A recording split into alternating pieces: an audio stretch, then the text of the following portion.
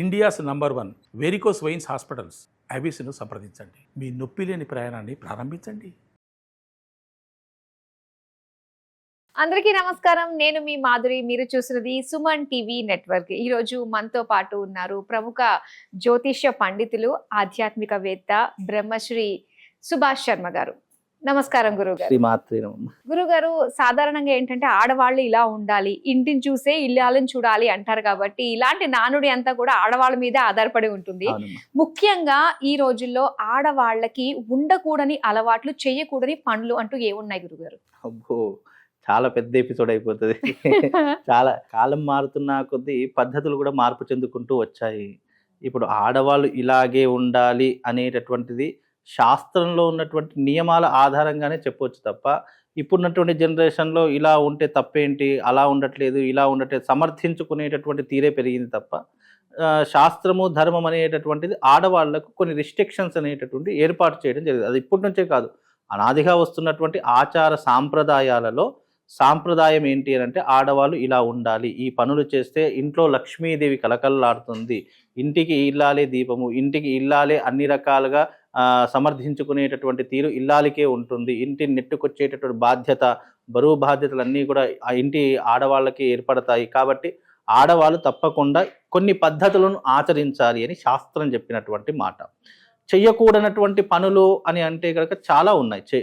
కానీ ఆ పనులు ఇప్పుడున్నటువంటి జనరేషన్లో ఏం మారాయంటే, ఇవే ట్రెండీగా అయిపోయాయి. ఇలా చేస్తేనే సమాజంలో బ్రతకగలుగుతాము, ఇలా ఉంటేనే మనం ముందుకు వెళ్ళగలుగుతాము అనేటటువంటి ఆలోచన దృక్పథం ఆడవాళ్ళలో చాలా రకాలుగా పెరిగిపోయింది. కాకపోతే ఏంటి అని అంటే, కాలం మారింది, ఆడవాళ్ళ కట్టుబొట్టు మారాయి, ప్రవర్తన మారింది, వ్యవహార శైలి మారింది, పురుషుడితో సరి సమానమైనటువంటి ఉద్యోగాలు కూడా చేసేటటువంటి బాధ్యతలు కూడా ఆడవాళ్లకు చాలా రకాలుగా వచ్చాయి. బికాజ్ వాళ్ళ యొక్క పరిస్థితుల ప్రభావాన్ని బట్టి కూడా మనం బేస్ చేసుకొని మాట్లాడవచ్చు. కాకపోతే ఆడవాళ్ళ పూర్వకాలంలో ఎట్లా ఉండేది అని అంటే గనక, పురుషుడు సంపాదించేటటువంటి వాడు, ఆడవాళ్ళు ఇంటిని కాపాడేటటువంటి బరువు బాధ్యతలు ఆడవాళ్ళు తీసుకునేటటువంటి దాఖలాలు చాలా మట్టుకు ఏర్పడ్డాయి. కానీ రానున్న కాలంలో కాలం మార్పు చెందిన కొద్దీ ఆడవాళ్ళకు కూడా బరువు బాధ్యతలు పెరిగిపోయాయి.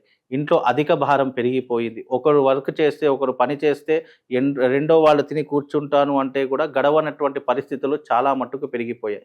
విద్యా సంస్థలు పిల్లలు చదివిపిద్దాము అంటే, ఒక సంవత్సరం చదివిపిద్దామంటే 1,00,000 రూపాయలు పక్కన పెట్టాల్సిందే ఒక పిల్లవాడికి.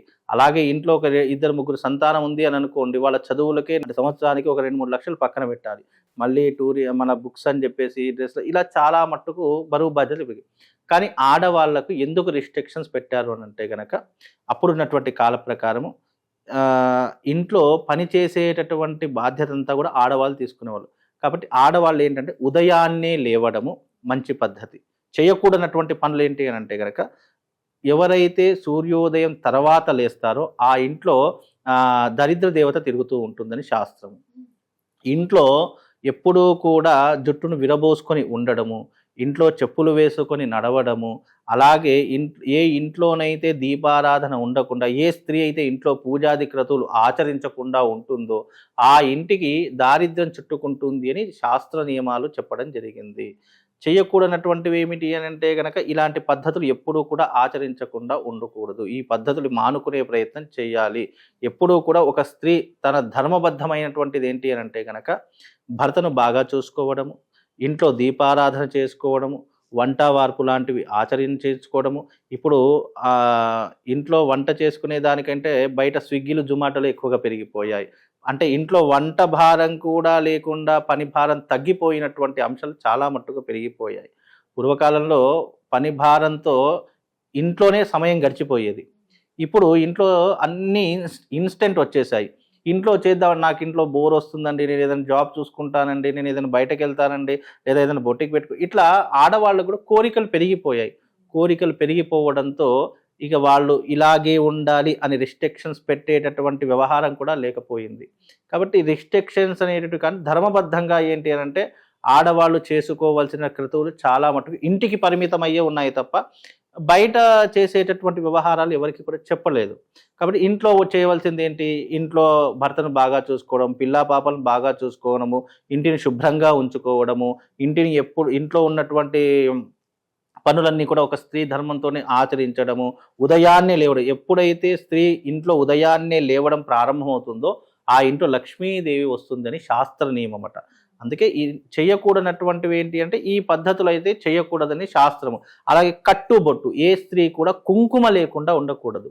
కుంకుమ మోస్ట్ ఇంపార్టెంట్. ఏ స్త్రీ కూడా గాజులు లేకుండా ఉండకూడదు. ఏ స్త్రీ కూడా తల విరబూసుకొని ఉండకూడదు.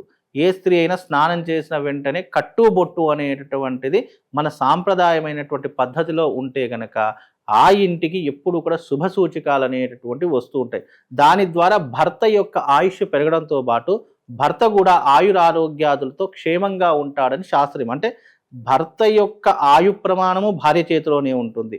భర్త చేసేటటువంటి పనులలో విజయం సాధించాలన్నా అది భార్య చేతిలో ఉండేటటువంటి ప్రవర్తన అప్పట్లో పెద్దవాళ్ళు చెప్పేవారు. కాబట్టి ఇంటిని చూసుకునే బాధ్యత ఇల్లాలికి చెప్పారు, బయట వ్యవహార పనులన్నీ కూడా మగవాడికి అప్పచెప్పడం జరిగింది. కాబట్టి ఇంట్లో ఉన్నటువంటి స్త్రీ ఎప్పుడూ కూడా కట్టు బొట్టు కానివ్వండి, ఉదయం లేచేటటువంటి పద్ధతులు కానివ్వండి, ఇవన్నీ కూడా సక్రమంగా ఉంటే గనక ఆ ఇల్లు ఎప్పుడు కూడా కలకలలాడుతుంది. ఆడవాళ్ళకి అంటే మ్యాక్సిమం చెప్తున్నాను, ఇంట్లో ఉన్న వాళ్లకు, ఆడవాళ్ళకు ఉదయం లేచిన వెంటనే భర్తకు ఆఫీస్ వెళ్తున్నంటే వంట వార్పు చేయడము, రెండవది ఇంట్లో దీపారాధన చేసుకుని పూజాది క్రతువులు చేసుకోవడము, పిల్లలకు టిఫిన్ బాక్సులు పెట్టడం కానీ, స్కూల్లోకి పంపించడం కానీ, ఈ రకమైనటువంటి పద్ధతులు ఉంటాయి. ఇంటిని శుభ్రంగా ఉంచుకోవడము, ఇంటిని ఎప్పుడు కూడా అంటే ఇంట్లో ఉన్నటువంటి వాతావరణాన్ని చూసుకోవడము, ఈ పనులు మాత్రం తప్ప ఇంకా వేరే పనులు ఏముంటాయి? ఏమీ ఉండవు. అంటే ఇంటిని నెట్టుకొచ్చేటటువంటి బాధ్యత ఆడవాళ్ళది. ఇక ఇప్పుడు ట్రెండ్ ప్రకారం చెప్పాలి అంటే ఇక ఆ బాధ్యతలు కూడా చెప్తే ఏమవుతుంది అని అంటే నాకు పని పెరిగిపోతుంది, పని భారం పెరిగిపోతుంది, ఇంట్లో ఉన్న వాళ్ళందరూ నాకే పనులు చెప్తున్నారు అనేటటువంటి ఆలోచన పెరిగిపోయి ఎవరికి ఇష్టం వచ్చినట్టు వాళ్ళు ప్రవర్తిస్తున్నారు. కానీ చేయకూడనటువంటి పనులు అయితే ఇవి చేయకూడదు అని శాస్త్ర నియమం చెప్పడం జరిగింది. ఏదన్నా కూడా ఆడవాళ్ళలోనే ఉంటుంది కాబట్టి మార్పు అన్నది కూడా ఆడవాళ్ళ ద్వారానే రావాలి. 100%. ఇప్పుడు ఒకరు చెప్తే తెలుసుకోవాలి అని అనుకుంటే అది మూర్ఖత్వం అవుతుంది. ఎందుకంటే అలా చెప్పడం ద్వారా కూడా గొడవలు పెరిగిపోతాయి. నువ్వేంటి నాకు చెప్పేదని ఈగోస్ పెరిగిపోతాయి. అలాంటి జనరేషన్ ఎగ్జాంపుల్గా చెప్తానమ్మా. ఇప్పుడు చాలా మంది మన గుళ్ళోకి వస్తుంటారు కదా, వాళ్ళకి అమ్మ నువ్వు గాజులు వేసుకో, బొట్టు పెట్టుకో అని చెప్పినా కూడా వాళ్ళకి ఏమైపోతుంది అంటే కోపం వచ్చేస్తుంది.